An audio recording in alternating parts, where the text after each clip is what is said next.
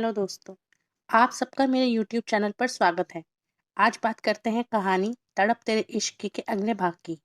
पिछले भाग में आपने पढ़ा कि आराध्या इतनी सुंदर लग रही थी कि प्रशांत की नज़रें उस पर से हट ही नहीं रही थी। उसकी नज़रें आराध्या पर ऐसी टिकी जो वापस हटने को तैयार ही नहीं हुई। अभी तक आराध्या को उसके आने का पता नहीं चला था।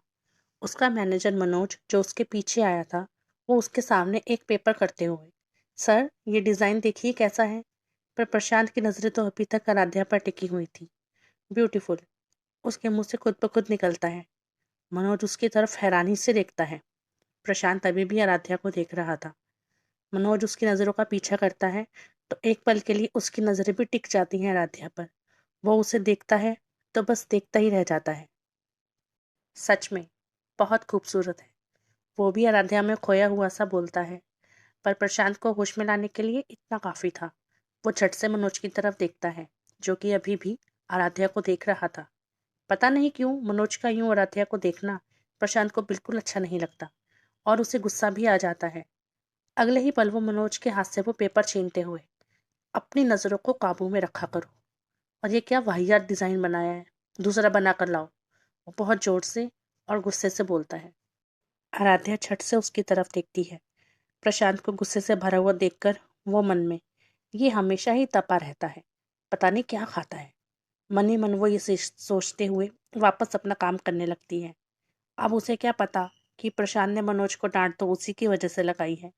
मनोज जो प्रशांत से डांट खाकर होश में आया था, वो तुरंत कैबिन से बाहर निकल जाता है।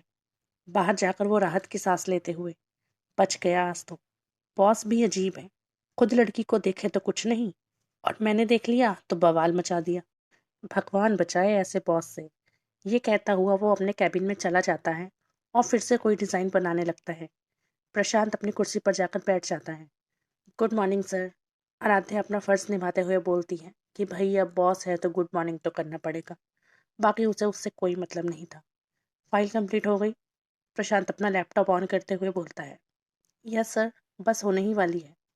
आराध्या उसकी तरफ देखते हुए बोलती है और फिर वापस अपना काम करने लगती है। वो दोनों ही अपने अपने काम में लग गए थे।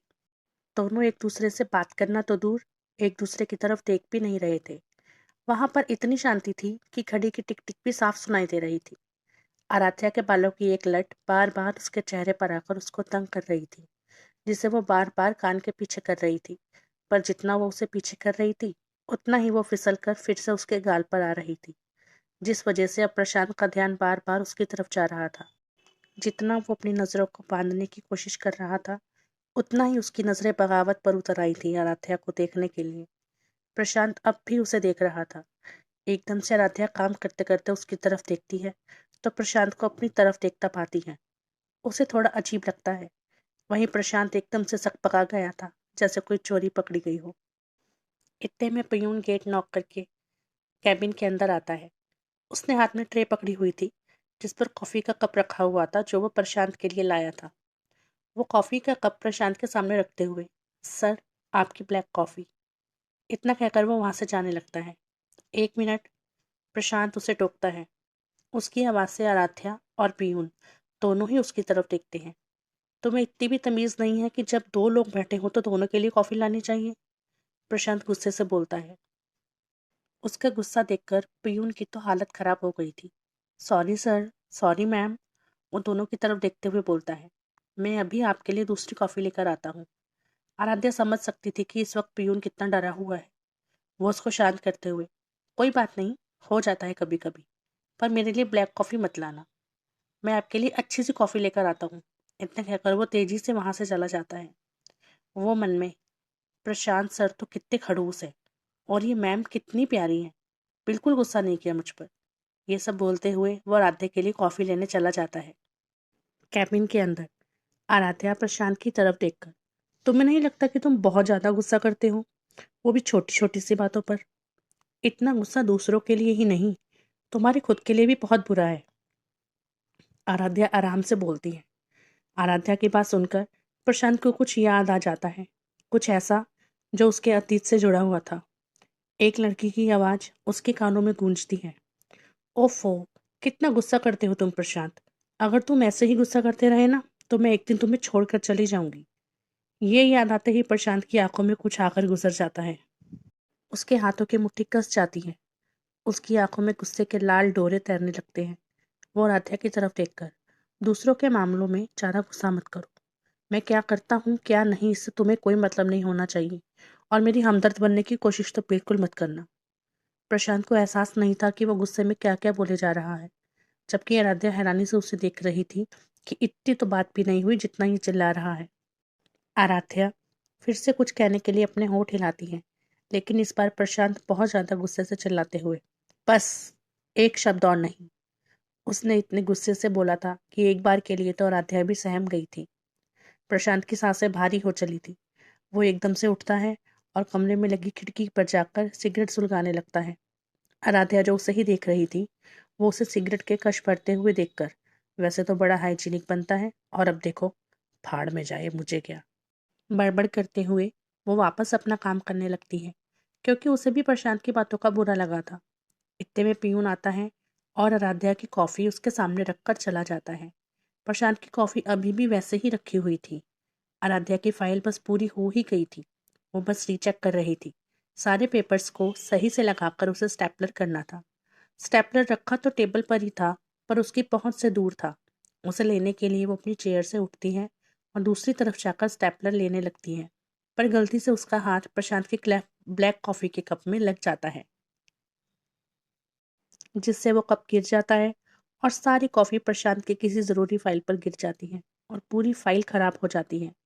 ये देखकर प्रशांत, जो पहले से ही गुस्से से भरा बैठा था, उसका गुस्सा अब सातवें आसमान पर पहुंच जाता है। वो लंबे लंबे कदम भरता हुआ आराध्या के पास आता है। आराध्या को उस वक्त ऐसा लग रहा था जैसे कोई राक्षस उसकी तरफ आ रहा हो।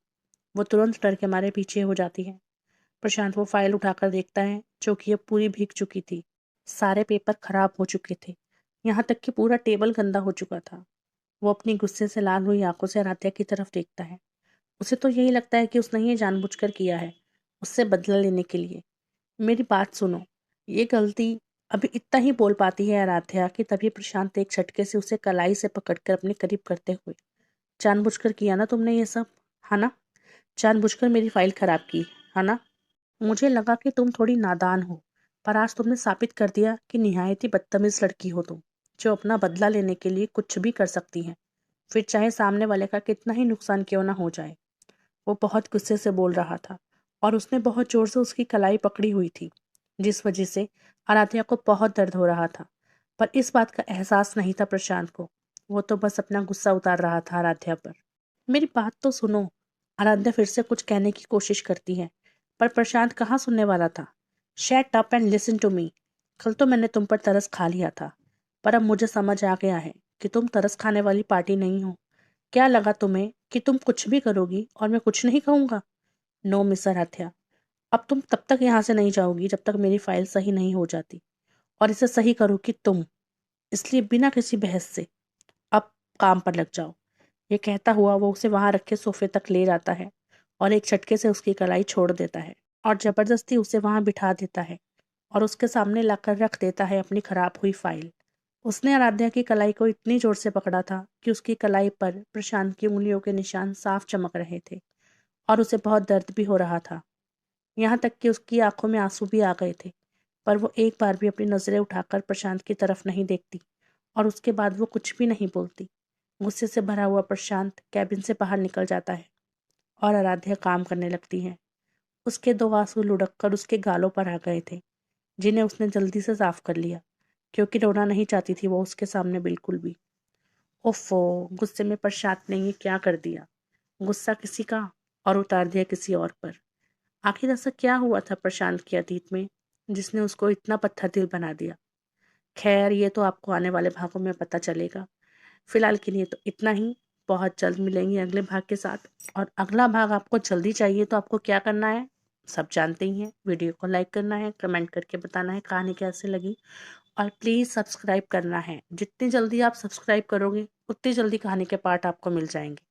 तो जिन लोगों ने अब तक सब्सक्राइब नहीं किया है चैनल को, वो कर ले।